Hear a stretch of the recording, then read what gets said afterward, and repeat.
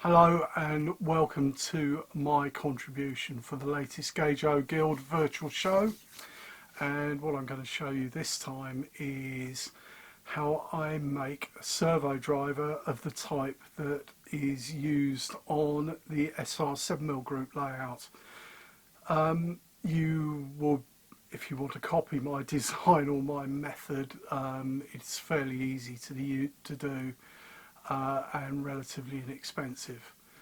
And what I use to do this is something called a Pickaxe Microcontroller, which is basically an 8-bit computer on a chip. And they come in various sizes. These are the largest ones, which are called 40x2s. Now, it's quite a powerful beast. This is. It will run at 64 megahertz if you want to push it that far. It's got 33 I/O lines and a huge amount of ROM and RAM on chip, and it's very easily programmed. And they program using BASIC, which is part of the reason that I use them. But these are the larger examples, and what I'm going to use is I'm going to use the smallest one, which is called a Pickaxe 08M2, and in the tube that I'm holding there are 7. They're 8-pin DIL outlines, so they've got 6 I/O lines, 2 power lines, and they're capable of doing multiple processing. Believe it or not, you can actually run 2 simultaneous threads, program threads, on this chip. Some of the other chips you can run up to 8, I think, although I've never had the need to do this, but I will show you how easy these are to program. The company that makes these chips, they are standard microchip PIC microcontrollers, but with a special bootstrap interpreter program already preloaded on them. You don't have to worry about that, but it allows you to program in good old BASIC. If you remember back to your school days in the 70s, 80s, it's, you know, basically the same it's basically the same language, and there are very comprehensive instruction manuals available and a help forum should you wish to follow this example. But the company, because the chips are intended for the use in educational environments by children, they make PCBs and other attachments. They're extremely versatile. You can do all sorts of things with them, and they are primarily designed for children, which is why they suit me so well. So anyway, enough about the history of the PIC. I'll give you all the website information later on, and I will show you an example of programming this. So what we're going to do now is I'm going to make the servo driver up, and I will do this in close-up. I've got a new attachment for the camera, so I can actually do it in close-up. So we will. You'll see me soldering warts and all. I've got a spare one if I make a mess of this one. Hopefully I won't. I've made enough of these. And then I can show you. The servos that we use are just these ordinary analog servos. These are SG90s. You can get an SG50. The number refers to the power. So these are SG90s. They've got 9 grams worth of pulling power. The SG50 is 5 grams worth of pulling power. The servo driver will drive any kind of servo, including digital servos, but with a digital servo, there are other things that need to be taken into account, which I won't cover, but are covered in the instructions for the command, which I will explain to you when we get to the programming bit. So I'm going to go away, I'm going to make this, and I'll show you in close-up how I make it. Okay, so here we go with the construction. In the kit you get a pre-marked PCB. You get a programming socket, which is a 3.5mm stereo socket. You get an 8-pin DIL socket, but I've got turn pin ones because I prefer turn pin ones. They don't deform so easily. You get two resistors, which are there's a 22k and a 10k, which are necessary for programming. You get a jumper, and you get a 3-pin header, which is necessary for the programming, which I've just dropped. I'll get it in a minute. And you get a capacitor. You get a 100 nanofarad capacitor, which is also required. The locations for all the parts are actually marked on the PCB. This area here is prototyping. For prototyping, you can put your components, other components on there, and to do various things. But to drive a servo, you don't really need very much more than what is actually provided in the kit. So we'll get on and do that. It shouldn't take too long. I'll just go and pick up the header. Okay, so now we're going to get on with construction, and I've made so many of these that I have a set order for putting the parts together. And firstly, I'm going to solder the IC socket, the 8-pin DIL socket, in place because that's the lowest profile part and it's not self-supporting. So I'll just do that quickly. Electrical solder that I use is thin for surface mount, which is useful for when I'm doing surface mount LEDs. So we'll just do one and then make sure that it's level. As you can see, it's nice and level. And we'll do all the other ones.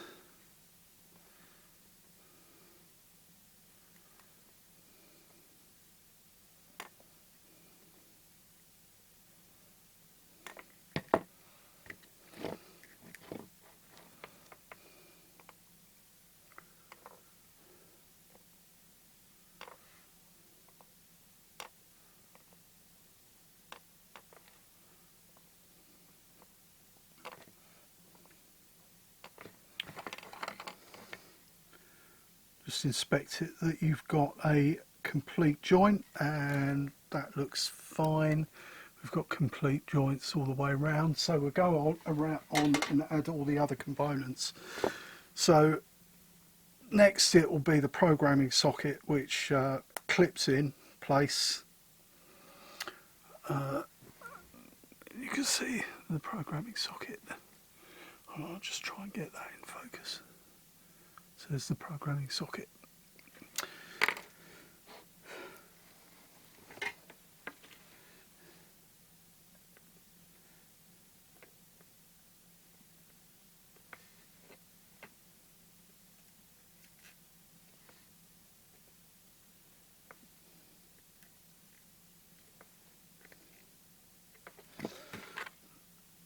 So that's the programming socket done.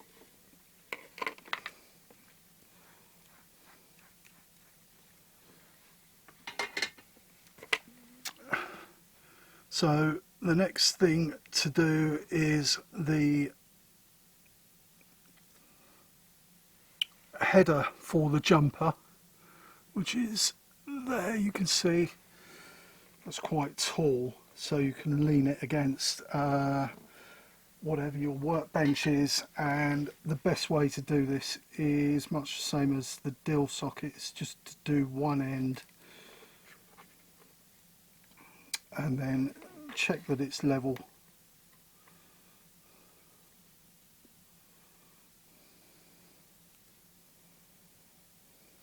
Not quite level. Yeah, don't leave the soldering iron on this too long, because it is quite sensitive to heat.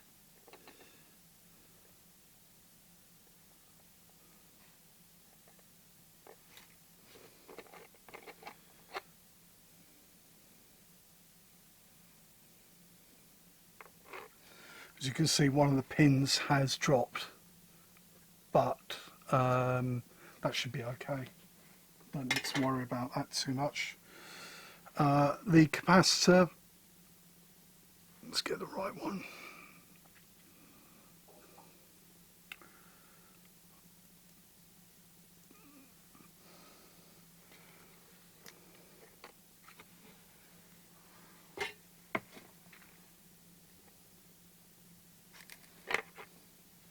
Again, just solder one end and check that it's nice and level, and then do the other end. And then last but no means least, on what's supplied in the kit, we do the resistors. Now I've checked this up beforehand. They're marked resistor 1 and resistor 2, and it's quite handy that resistor 1 is the 10k resistor, which is a brown, black, orange for these particular ones. So that's resistor 1, and resistor 2 is the 22k one, which is red, red, orange. So put them both in, make sure they're, well, it's up to you whether you make them sure they're both the same way round, but I do. That's an old habit. Make sure they're both the same way round. You can bend the wires to actually hold them in place, and just solder them. Oops, that one's not done. That's done now.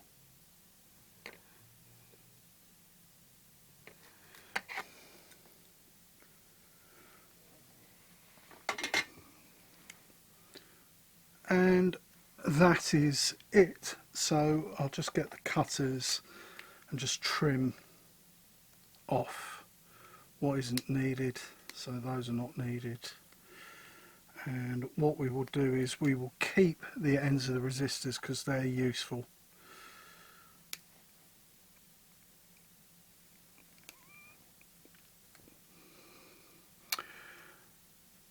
And there we have it. That's all there is to it. That is the Pickaxe 08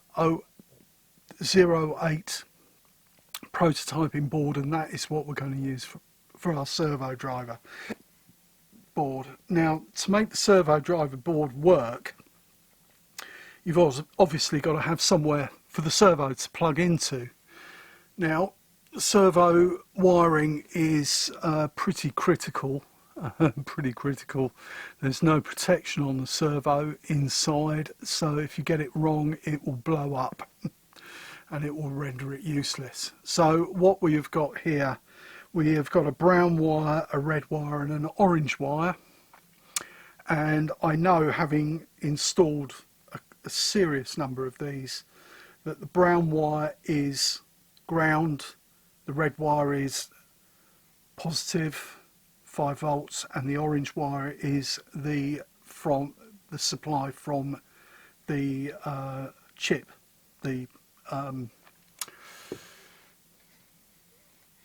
necessary thing to make the servo move.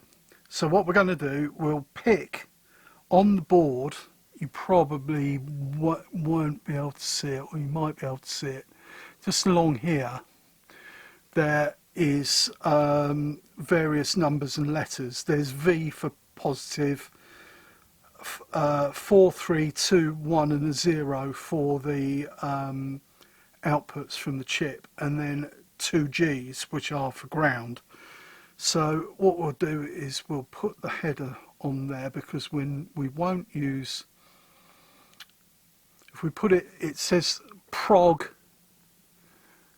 and out, and that is for port 0. Port 0 on the particular chip that we're going to use is a multifunction port, and it's used for programming, and it's also used for as an output, but I'm not going to use it as an output. I'm going to just leave it as the program. And what we are going to do is we are going to use pin 4. We're going to use output number 4 as the output, or we're going to use the output pin, IO pin number 4 as the output. So what we need to do is, the best way to do this is to line up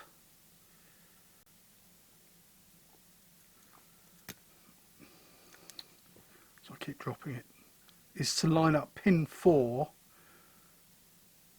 the 4 on the, that's written across the bottom here. It's to line up the 4 with one end of your extra header, because your lead is going, your feed to the servo is going to be the top header. So what we're going to do is we will solder this other pin, other header, into the location that we fitted, and then we will fit the other components around it. So much the same as we did with the first header, we'll solder one end of it,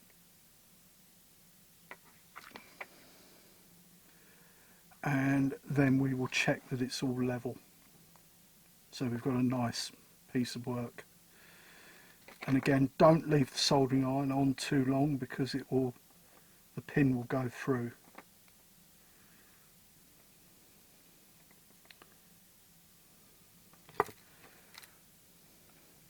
Okay, so there is the header for the servo.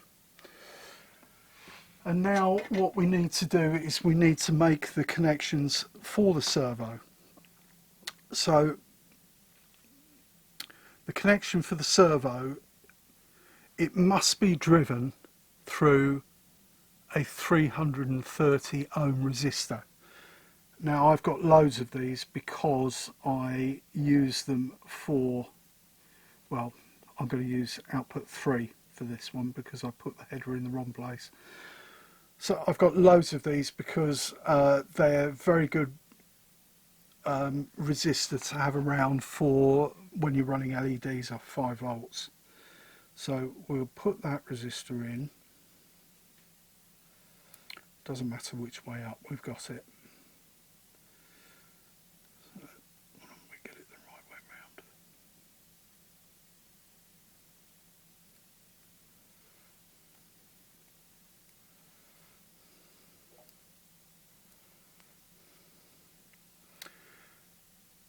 So there's our drive limiting resistor in place, and I'll solder that up.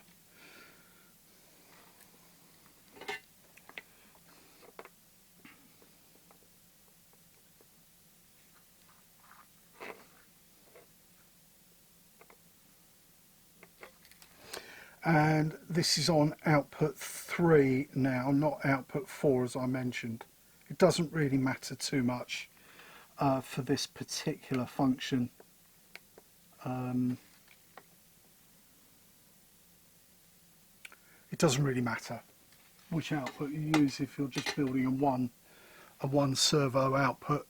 All the pickaxes will drive servos. The big one that I showed you will actually drive 8, and there are things that you need to take into consideration if you're doing that, but with this little one you don't.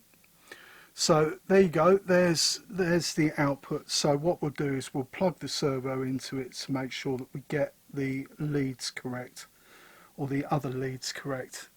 And what we need to do now is we need to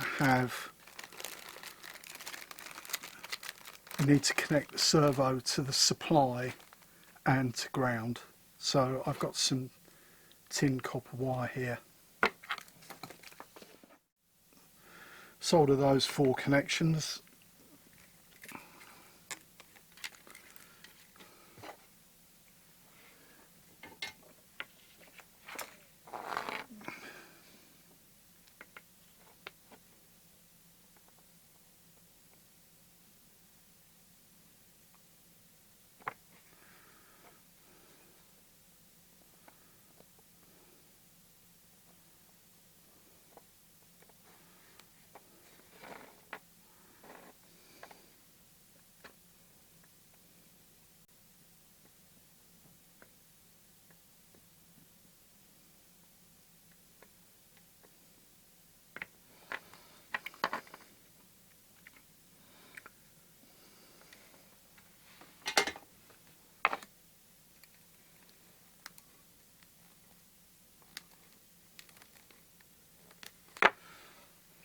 Okay, so there you can maybe be able to see I've done the feed for the return, which is the brown wire on these particular servos, and I've done the positive, which is the wire in the middle, and I have done the 330 ohm resistor, which is the feed. And the last couple of things that you need to do is, because it's a servo, servos are very noisy electrically, so they tend to do strange things to the power supply. So what I'm going to do is I'm going to add a couple of capacitors to the board to give supply decoupling. So what we've got is we have got a 100 microfarad capacitor electrolytic across the supply, and we will also add a 10 nanofarad capacitor across the supply to get rid of all those nasty induced things that servos can do. So again, with the capacitor, just solder one end.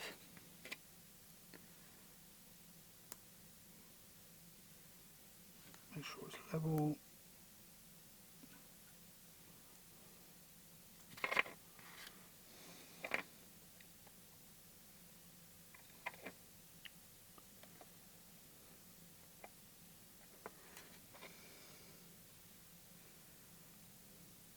Just inspect your joints, make sure your joints are good, and we will just do the last bit.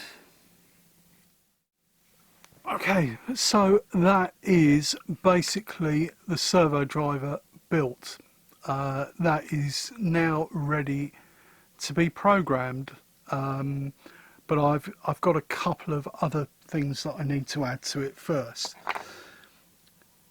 What you need to do is, obviously you need to tell the microcontroller when you want the servo to work. So as well as having an output to the servo, you need an input to the microcontroller to tell it what to do.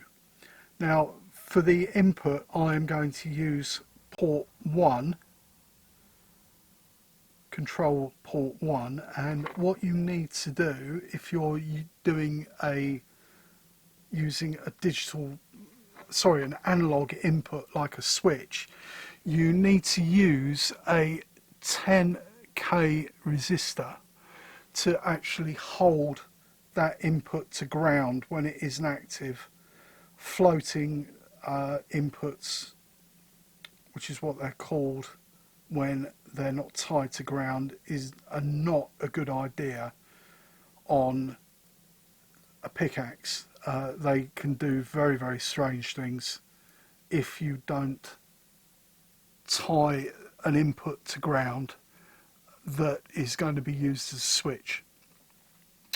So there we go. There's the 10k resistor there, just by my finger. I'll solder that in and then I'll put the wires on it, and then we can go off and I can show you programming and what various things do when it comes to the programming. So we'll just finish this board off so it's nice and complete.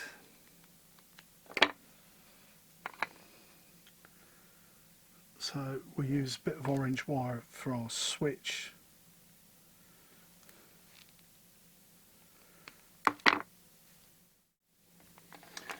And the last thing that we will do is we will add 2 pieces of wire for our supply. This, it is quite important, but these chips run from 5 volts. So you mustn't exceed 5 volts. Some of them run from considerably less than that.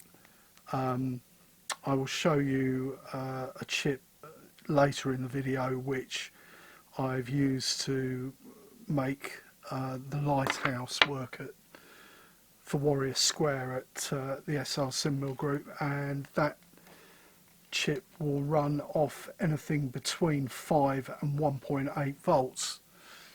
So they've got quite a wide operating range, but it never must exceed 5 volts. It is possible to run them off a little bit over 5 volts using AAA batteries, using 4 AAA batteries with the diode, because the diode, a standard 1 amp decoupling diode, will actually reduce the voltage by 0.7 of a volt. So you get your 6 down to 5.3, and they will handle that, but you have to be quite careful. They have quite a limited current handling capacity, these chips, but there are very comprehensive instructions on the website on how to use them. And if you want to follow this through, I'd recommend going and looking at the documentation on the website. The command list it's got quite a few commands. There's about 300 pages worth of commands. Very comprehensive list as a PDF file, which you can look at or download, and well, I'll show you some examples of what you can do later on once I've got this programmed. One Pickaxe 08M2.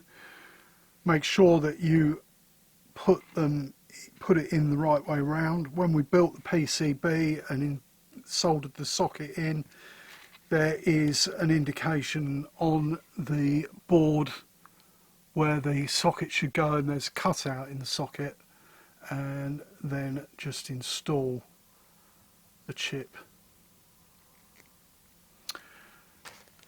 And there we have it. That's all ready for programming. So we will come back shortly and I will do the programming. Okay, so now you have built your servo driver and you've attached the servo, and you need a means of bending it to your will, making it do actually do something sensible. So as a very minimum, you will need a laptop or a desktop computer with a USB port, and you will need one of these, which is an AXE 27. This is the programming lead. It's a USB with a bit of circuitry in the black bit at this end, and a 3.5mm stereo plug at this end, and that plugs into the socket that we built on the PCB.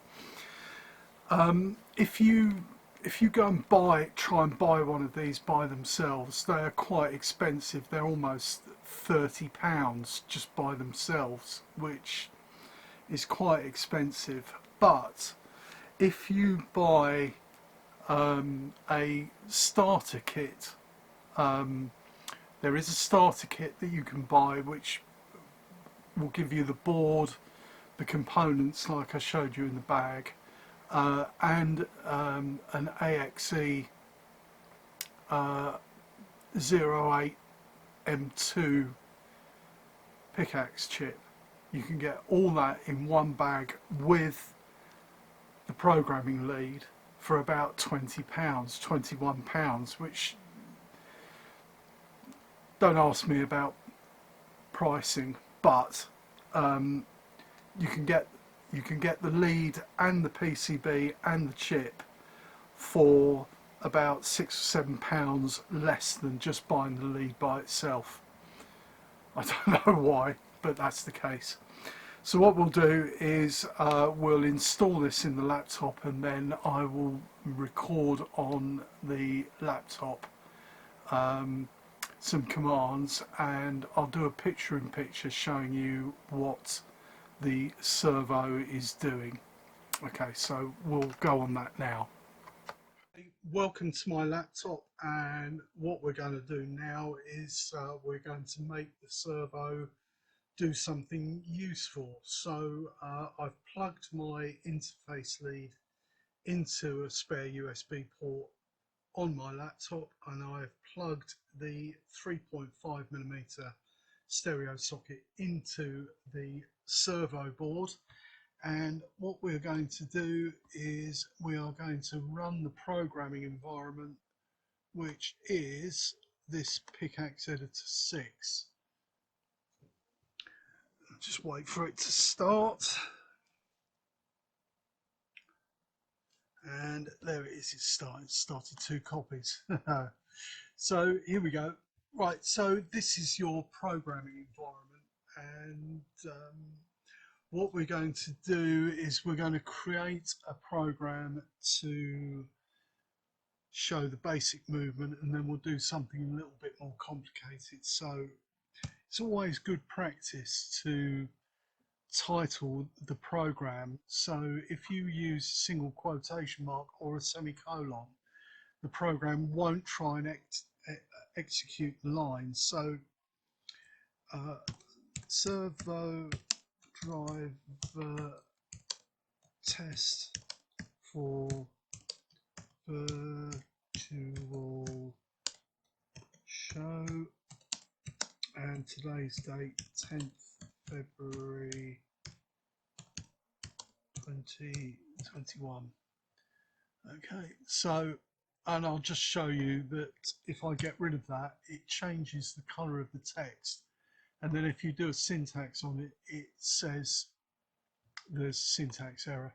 So what we'll do is we'll put that single quotation mark back, and you see it's turned it back to green. Now what we're going to do is we are going to cheat a little bit so I can show you the instruction manual. So if you go to pickaxe.com, and then there are various things along the top, and one of the sections is manuals, and section 2 is basic commands. So there's 300 odd pages of basic commands, and if you go to the index, you can actually click on a command and it should take you to it. It did that before, it took it to the line above. So here we go, here's the servo command, and on this side it tells you all the chip types that it works on, and then over this side there is a brief about the command, what it does, how it works, and anything that you need to consider when you use the command. And the other good thing about this is there are examples.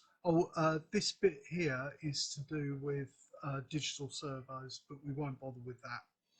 So here we've got an example, and you can copy and paste. So we'll just tidy it up a little bit, and we'll change the ports.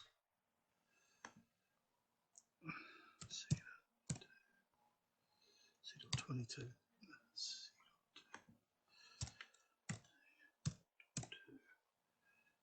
Okay, so if you can see on this side, it tells you what port names are. Some of the bigger chips have got 4 possible ports, so you can have A0 to A7, B0 to B7, C0 to C7, and D0 to D7. The servo command only works on certain ports on the larger chips, but there is in the help, if we go back to here and we go back to manuals, and in the getting started manual there is a section on each of the chips. If you can see here, that's sort of not a very good page, but if we go to this one, this is the chip that we're using, and these are the functions that the ports can do. Because it doesn't say servo, that means it works on all of the ports that are capable of being an output port. If you go on to the other chips, the 14M2 servo command only works on port B, and I believe that is the same for all of the other ones. So servo doesn't work, it will only work on port B, but you can have up to 8 servos before you overload the internal timers. So we'll just forget that for the moment. We'll go back to our programming environment, and what we will do is we will program that, and if you can see down here there's a status bar which tells you how far the program is, and it has done it, and now the servo is tracking backwards and forwards, as you can see in the picture in picture.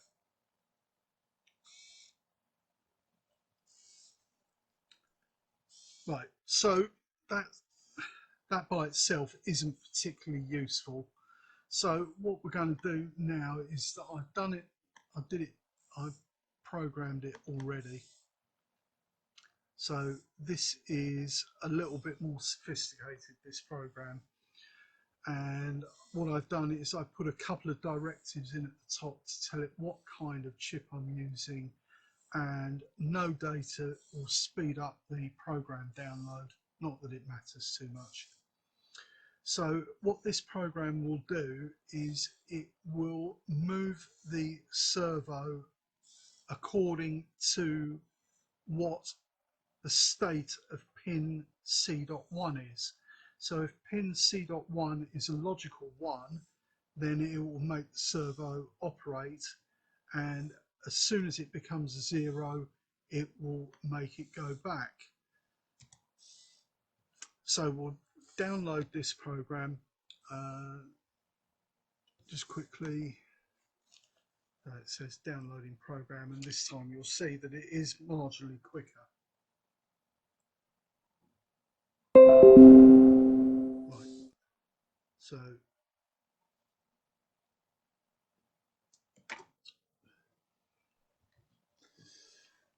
let me turn the other camera on.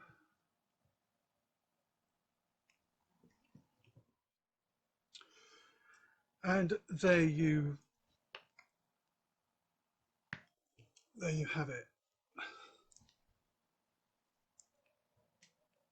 So there you have it, the program. I'll explain how the program works in a bit more depth. So you set the servo up with this servo command, which was in same as in the other command. And the command that actually moves the servo is this command here, servo pos. And what it's doing is, unlike the other command where you put a number in, or you put numbers in to the second field, this one has got a variable called B10. Now, to make it move, you set B10 to count from whatever you want to whatever you want. I've used 100 to 200. So that's about a 90-degree arc, a little bit more than a 90-degree arc of what it can do. And I've paused it 100 milliseconds between each step. So when it starts this command, you've initialized it to be at 100 when it starts. And then what will happen is when pin C.1 goes to a logical 1, it will start executing this command, and it will execute it by counting from 100 to 200 with a 100 millisecond gap, and that's what causes the servo to move. To make it go backwards, I've set it so that when C.1 is still a 1, it doesn't do anything. But when it becomes a logical 0, which it does by default when it's not a logical 1, because you remember you put the 100k resistor there to pull the pin down to ground, what it will do is it will count back from 200 to 100, and you put the step -1 so that it knows that it's counting backwards, and then it will just count backwards. Now obviously if you want to make the servo arm move quicker, you reduce that number there. You can reduce that down to whatever you want, but for signals on the railway I've found that 45 to 50 milliseconds between a step is good enough, bearing in mind that most of the signals on the SL 7mm group are upper quadrant. So when you pull an upper quadrant lever, the arm goes up slower because it's working against gravity. So you pull the lever and it counts up slowly. And for coming back, again, if you adjust the pause to a smaller amount, so normally that on our railway is 30, because it's with gravity, it's falling back. But to make it go even quicker, you can change this to step 2. So what it will do now, and I will show you, if I change this to 50 and then program it,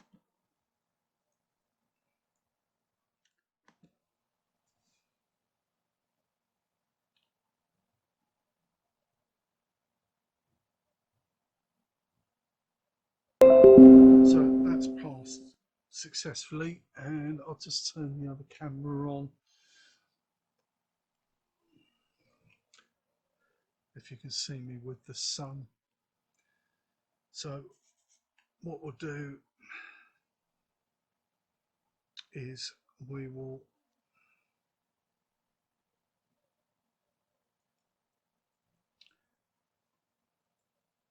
see it's still moving slowly, but it should go back a lot quicker. See, it goes back a lot quicker. So what you do is you adjust your parameters for your signal. Each individual signal you can adjust pretty accurately by themselves, and the great thing about it is that once you've got your program,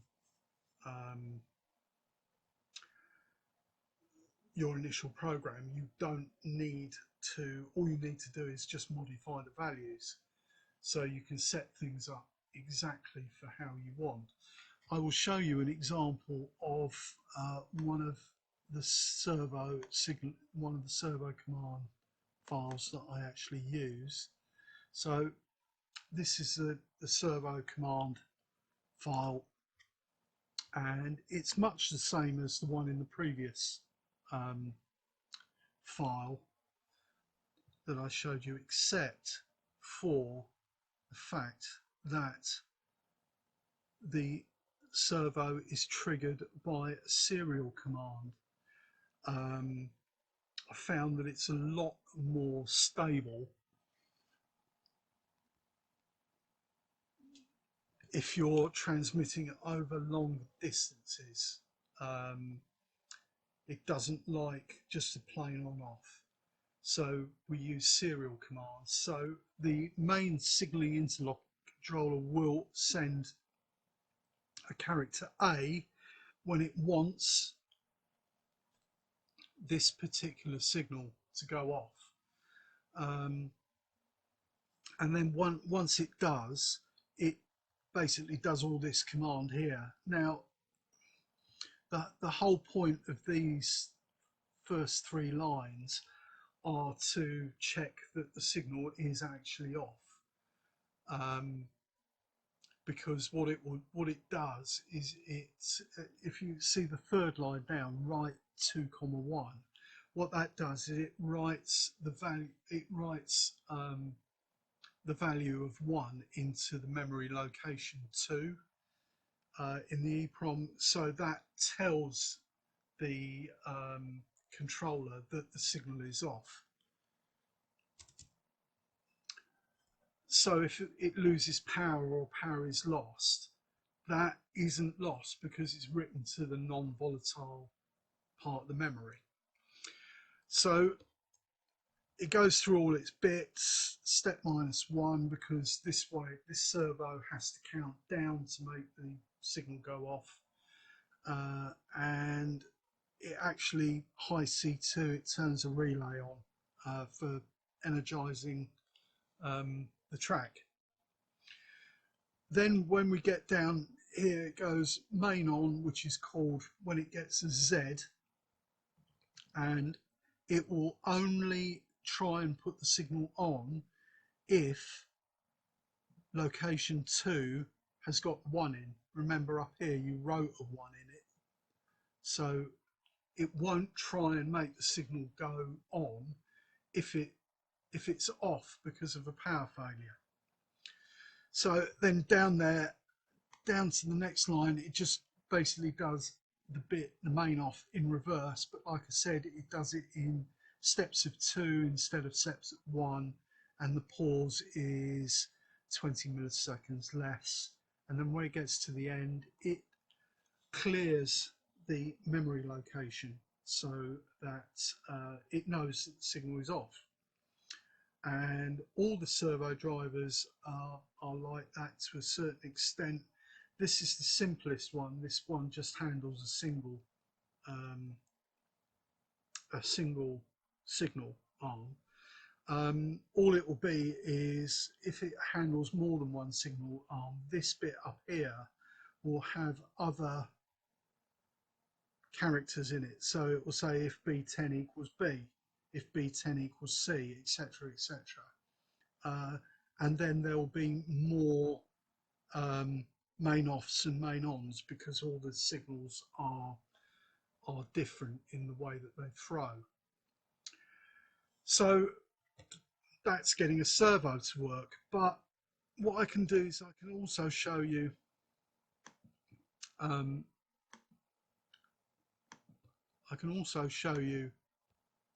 another board which I've made, and I will find the program Lighthouse Controller. This is it.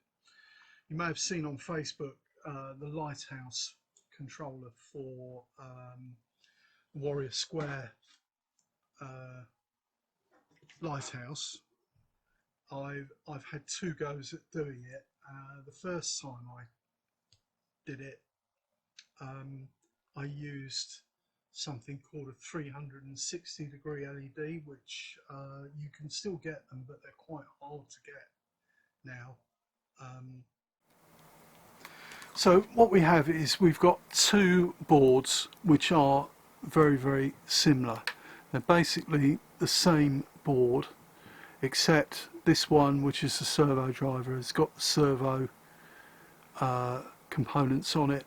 This one, which is the LED driver, has got this, which is a field effect transistor. Now you'll see when you look at the interface circuit instructions that they recommend the use of field effect transistors, mainly because they switch, they're capable of switching faster speeds than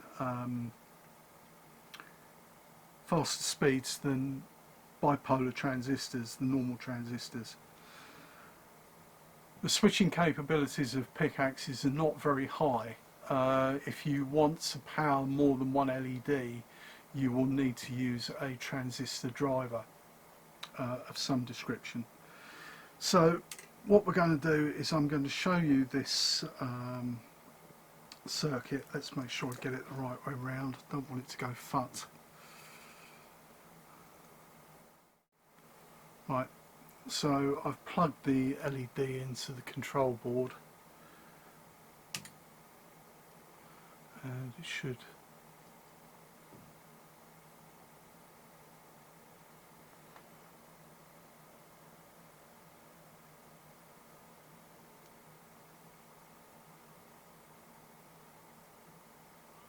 right, so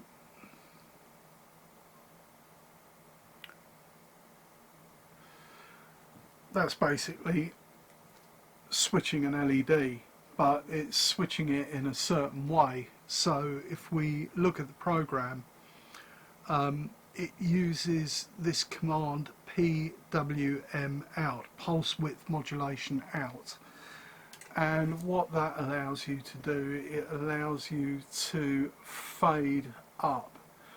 Now in the program I use steps of 9, but you could use a 4 next loop like I did to make the servo go, but that gives you an example of the same board doing a different task with extra components added to it, or different components. The existing controller for the Lighthouse, the new controller for the Lighthouse, is quite a bit of a beast because it needs to drive 5 LEDs in sequence, and it looks like that. It's a completely different chip. It's a 20M2, because it doesn't do to have too many different types knocking around, but that's basically it. So there will be other projects coming up over the next couple of months to do with electronics associated with model railways. The first project that I'm going to do will be turning an ex-PC power supply into something useful for model railway use, and that will be coming up in after the virtual show, so sometime in March that will be coming up, and there will be a series of programs on and off throughout the rest of the year with other little model railway projects, and I hope you've enjoyed this presentation. And at the end there'll be, after I've signed off, there'll be all the details about the websites and where you can get the bits and pieces from. So I hope you've enjoyed this, and please enjoy the rest of the show. Thank you.